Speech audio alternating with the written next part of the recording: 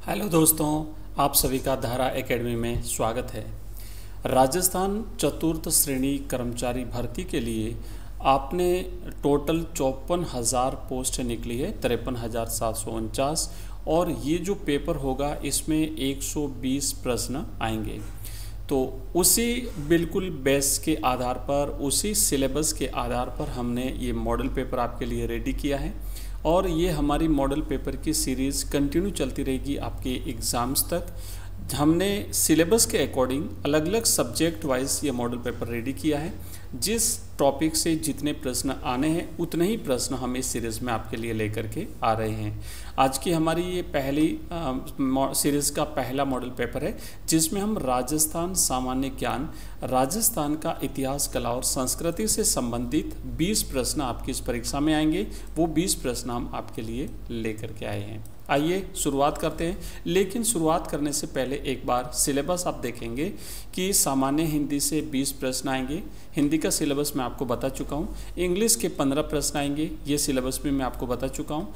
जहाँ तक सामान्य ज्ञान की बात है, जिसमें सामान्य ज्ञान में टोटल 70 प्रश्न आएंगे। इसमें आपके राजस्थान भूगोल के 20, राजस्थान का इतिहास, कला और संस्कृति के 20 प्रश्न आएंगे। और इसी 20 प्रश्नों को हम आज की इस मॉडल पेपर में कवर करने वाले हैं। इसके बाद भारतीय संविधान, राजस्थान का राजनीतिक और प्रशासनिक व्यवस्था 5+5 10 प्रश्न, विज्ञान के 5 प्रश्न, समसामयिक घटना यानी करंट अफेयर्स के 5 भारत और 5 राजस्थान के 10 प्रश्न, कंप्यूटर के 5 और गणित के 15 प्रश्न। इस तरीके से आपकी ये 120 प्रश्नों की जो आपका पेपर रहेगा उसमें 120 प्रश्न आएंगे। आइए शुरुआत करते हैं आज के हमारे मॉडल पेपर की, जिसमें आज हम बात करेंगे राजस्थान का इतिहास, कला और संस्कृति। 20 प्रश्नों की ये सीरीज़ हमारी मोस्ट इम्पोर्टेंट आपकी परीक्षा के लिए। जिन बच्चों ने ये सीरीज़ लगातार देख ली उनका अभ्यास हो जाएगा, उनकी शानदार तैयारी हो जाएगी और एग्ज़ाम से पहले बहुत शानदार तरीके से आप लोग रेडी हो जाएंगे। पहला प्रश्न आपके लिए ये है कि गोविंद गिरी ने किस सभा की स्थापना की थी। 4 ऑप्शन आपके सामने हैं। जो प्रश्नों का आंसर आपको आता है आप कमेंट बॉक्स में करते जाएं, आंसर देते जाएं। अगर आपको नहीं आता तो आप एक कॉपी बना लीजिए, एक राजस्थान जीके जिसमें अलग अलग आपको बनानी है, राजस्थान के भूगोल की अलग बनाइए, राजस्थान का इतिहास, कला और संस्कृति की एक अलग कॉपी बना लीजिए, जिसमें ये टोटल पर डे हमारी जो मॉडल पेपर की सीरीज आएगी इसमें जो इंपॉर्टेंट प्रश्न आपको टफ लगते हैं उनको लिखते जाएं। अगर रेगुलर आप लिखते जाएंगे तो एग्जाम से पहले आपकी कंप्लीट एक सीरीज तैयार हो जाएगी। तकरीबन आपके पास 5,000 के आसपास प्रश्न बन जाएंगे और वो प्रश्न अगर आपने पढ़ लिए तो आपका सिलेक्शन होने से कोई नहीं रोक सकता। ध्यान रखना, डायरेक्ट सिलेक्शन के लिए भर्ती हो रही है। इस परीक्षा में पास होते ही आप सीधे आपका सिलेक्शन हो जाएगा।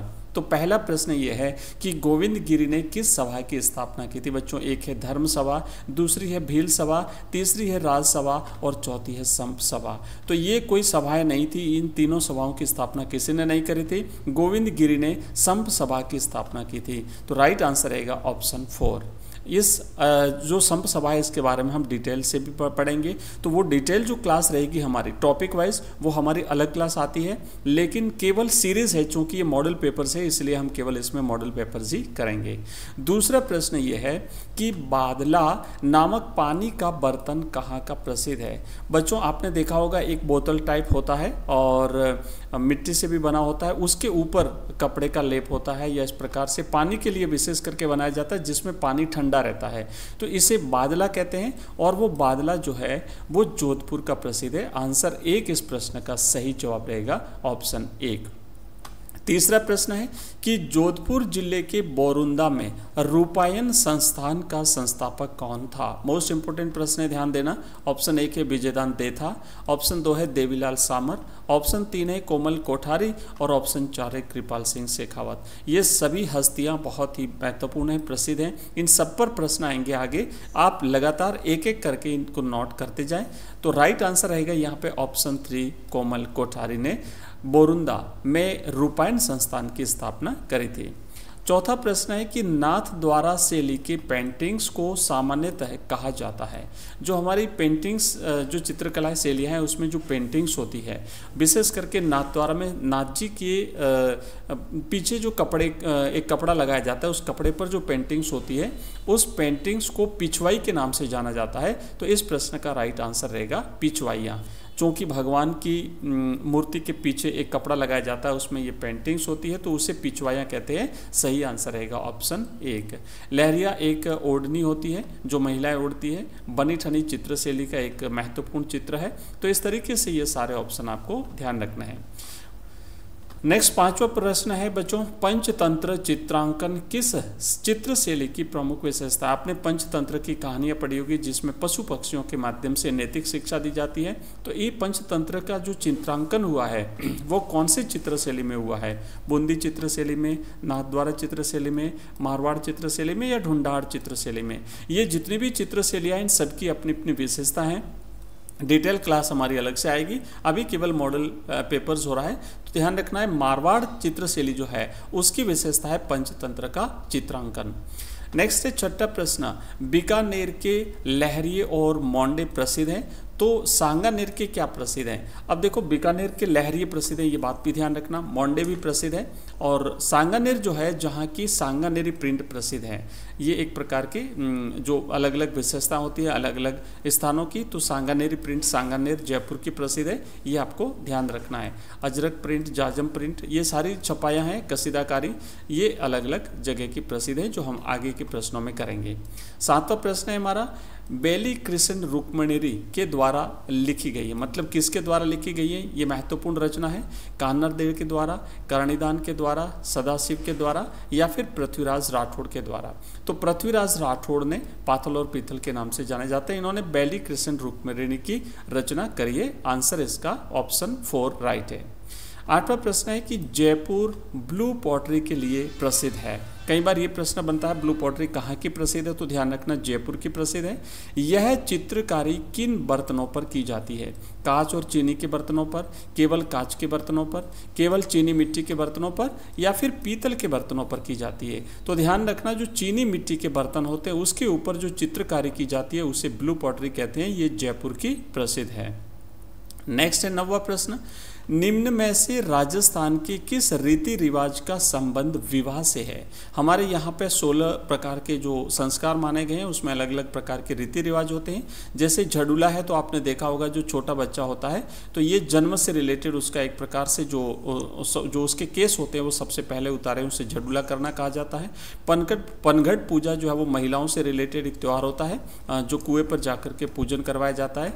उसके बाद होता है पगड़ी का दस्तूर, विशेष करके हमारे राजस्थान में जो राजशाही होती थी उसमें जो शासक मतलब जिन्हें उत्तराधिकारी नियुक्त किया जाता तो पगड़ी का दस्तूर करवाया जाता था। और सामेला जो है ये विवाह से संबंधित है। आपने देखा होगा जब मेहमान आते हैं तो उनके सामेला किया जाता है। तो वो सही जवाब रहेगा ऑप्शन 4। नेक्स्ट प्रश्न है दोस्तों 10वां प्रश्न है कि हेमचंद्र द्वारा रचित महावीर चरित में उल्लेखित कुमारपाल किस राजवंश से था? तो ये जो हेमचंद्र ने एक ग्रंथ लिखा है महावीर चरित, इसमें कुमारपाल का जो उल्लेख हुआ है बच्चों ये चालुक्य वंश से संबंधित है। तो ध्यान रखना कुमारपाल जो है वो चालुक्य वंश से संबंधित है। नेक्स्ट हमारे 11वां प्रश्न है कि निम्न में से कौन सा संस्कार जन्म से संबंधित है? सामेला ये विवाह से संबंधित है, बाण मौसर मृत्यु से संबंधित है और झडूला जो है वो जन्म से संबंधित है। राइट आंसर रहेगा ऑप्शन 4। 12वां प्रश्न है ऐतिहासिक दृष्टि से राजस्थान की कौन सी जनजाति योद्धा और प्रवीण धनुर्धर थी? मतलब धनुष चलाने में प्रवीण थे।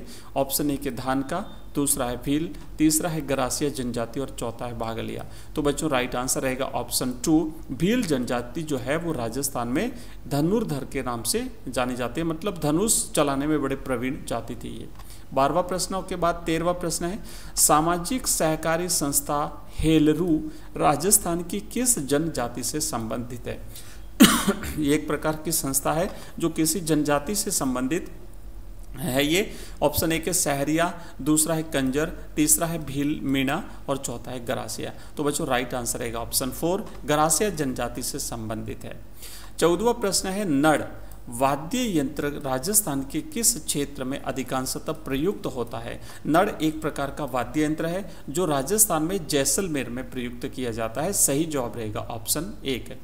15वां क्वेश्चन है कि जुलाई 1921 में मोतीलाल तेजावत ने भील आंदोलन कहाँ से प्रारंभ किया था? मोतीलाल तेजावत ने भील आंदोलन शुरू किया था और गोविंद गिरी ने बच्चों संघ सभा की स्थापना की थी, ध्यान रखना है। और ये जो मोतीलाल तेजावत थे इन्होंने 1921 में झाडोल से भील आंदोलन की शुरुआत की थी, झाडोल जो कि उदयपुर में पड़ता है। अगला क्वेश्चन नेक्स्ट है 16वां, राजस्थान में किस घराने ने मीनाकारी को प्रोत्साहित किया था? ऑप्शन 1 है जयपुर। मीनाकारी जयपुर की प्रसिद्ध है। 17वां प्रश्न है, गोविंद गिरी के नेतृत्व में चल रहे भील आंदोलन को दबाने के लिए मानगढ़ का जनसंहार किस वर्ष हुआ था? मानगढ़ नरसंहार किस वर्ष हुआ था? तो 1913 में हुआ था। ये प्रश्न लाइव स्टॉक असिस्टेंस में पूछा गया है, तो ध्यान रखना 1913 में ये मानगढ़ धाम पर जनसंहार हुआ था। आदिवासियों का कुंभ माना जाता है। 18वां प्रश्न है, बूंदी के गढ़ पैलेस में चित्रशाला का निर्माण किसने करवाया था? तो बूंदी के गढ़ पैलेस में चित्रशाला का निर्माण महाराव उम्मेद सिंह ने करवाया था। ऑप्शन 4 इसका राइट आंसर है। 19वां प्रश्न है कि लोक संगीत, नृत्य और नाट्य की कौन सी विधा पूर्वी राजस्थान से संबंधित है? तो लोक संगीत, नृत्य और नाट्य की नौटंकी विधा जो है वो पूर्वी राजस्थान में प्रचलित है। और हमारा 20वां प्रश्न है, नानजी एवं ठाकरी पटेल किस आंदोलन से संबंधित है? तो बच्चों बिजोलिया आंदोलन जो हुआ था, बिजोलिया किसान आंदोलन, जिसकी स्थापना अशोक परमार ने की थी, तो यहाँ से संबंधित है ये दोनों, नानजी और ठाकरी पटेल। तो बच्चों इस तरीके से हमने 20 प्रश्नों की ये सीरीज हमारे राजस्थान इतिहास, कला और संस्कृति की आज जो हमने शुरू करी है ये कंटिन्यू चलती रहेगी। अलग अलग डे हम अलग अलग सब्जेक्ट वाइज आपकी ये सीरीज़ अवेलेबल कराएंगे। कभी हम इंग्लिश के 15 प्रश्न लेंगे, कभी हिंदी के 20 प्रश्न लेंगे, कभी राजस्थान भूगोल के 20 प्रश्न लेंगे, कभी हम राजस्थान कला संस्कृति इतिहास के 20 प्रश्न लेंगे, कभी हम करंट जीके के 5 राजस्थान के और 5 भारत के 10 प्रश्न लेंगे आपके। इस तरीके से हमारी ये क्लासें लगातार चलती रहेगी। मिलते हैं अगली क्लास में, लेकिन आपसे निवेदन रहेगा अगर आपको क्लास पसंद आई है तो इसे लाइक करें, चैनल को सब्सक्राइब करें, दोस्तों के साथ शेयर करें और मिलते हैं अगली क्लास में। तब तक के लिए जय हिंद, जय भारत।